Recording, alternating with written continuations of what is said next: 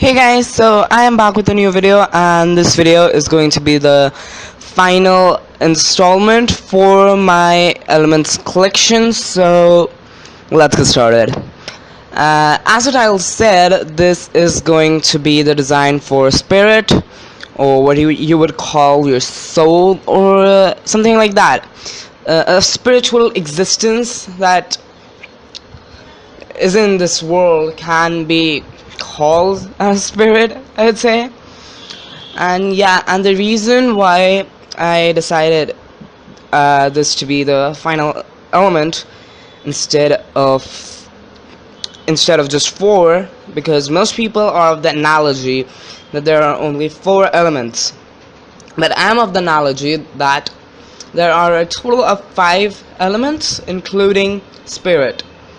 And the reason why I wanted to add this as the final element is probably because it's probably because of this reason. So what I feel is that ancient philosophers were of the thought that the human body was made of 4 elements, which are fire, water, air, and earth.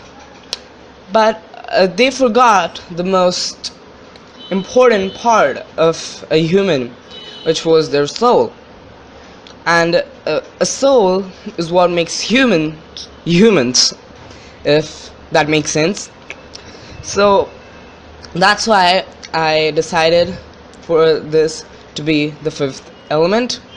And this actually was supposed to be the first in the collection, but the first representation of it was not so good. I made a lot of mistakes with that, and it just wasn't looking right. So I decided to take a break from this one and focus on the other designs of this collection, namely Earth, because Earth was the one which I first did. So yeah, I decided Earth to be the first one, and then I just dragged my way to the elements that I felt like drawing at the time. Yeah, I actually really most of the time I do this is that I do things in the order that I want to do them, not in a specific order. Like, if I was the analogy that I wanted to do air first, I would have done air first, but that wasn't the case because I wanted to do earth first. So yeah, I think I had to draw this about 3 times, maybe, the rough sketch, before arriving to this one, which you're seeing is the 4th. And as for the pose, I wanted her to be like she's floating somewhere in a void or of some sorts. So yeah, that was the reason, and I obviously chose the color purple for her because I felt that it just represented the element better. And at first, I was gonna keep her hair white with purple tips, but I kinda chickened out because it wasn't looking as great. So I ended up darkening the hair color to brown, and I just love the result. And yeah, so for her design, I wanted something different than the others. I would say it is kind of a mashup between what I did for Earth with the train she had and fire because of the skirt, because it is kind of like a high-low skirt, to be honest. So yeah, that's what I felt. And at first, when I was working on this collection, I wanted all of the designs to have the same dress but in a different color. But a lot of my friends and my family said that they looked too similar and that they needed to be differentiated. So that's when I decided to give each one a different dress in terms. And yeah, and I did use my tube paints for this.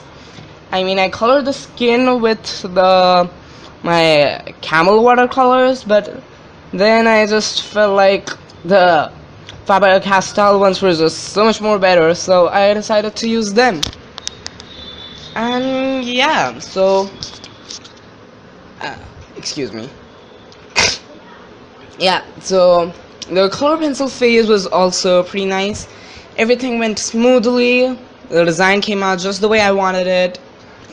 Especially the skin, to be honest. I really like the skin, and the color that I use on the dress is actually really light purple. Even though it kind of shows on the camera like a bluish purple, but in real life it's actually a bit more purple, if that makes sense. So yeah, more of a light eye color. And this one had a lot of used up a lot of glitter pen and a lot of white gel pen. It kind excuse me. I just seem to have a very bad cough. So yeah, this design used up a lot of my glitter pen. The purple one was actually a bit dark than what I originally wanted for the design, but I did not have any other color, so I kinda had to make it work. And to lighten up the color of the purple, because it almost looks black in a way, and so yeah, I decided that I would do more of white dots. Okay, so doing the white dots is perhaps the most boring part of this illustration, because as I said, I get bored pretty quickly. So yeah, this was pretty boring for me, but yeah, I was determined to finish a collection, so that's why I decided to do this. And I think it took me 4 days just to do the white dots, and the reason for that is because I get pretty bored quickly.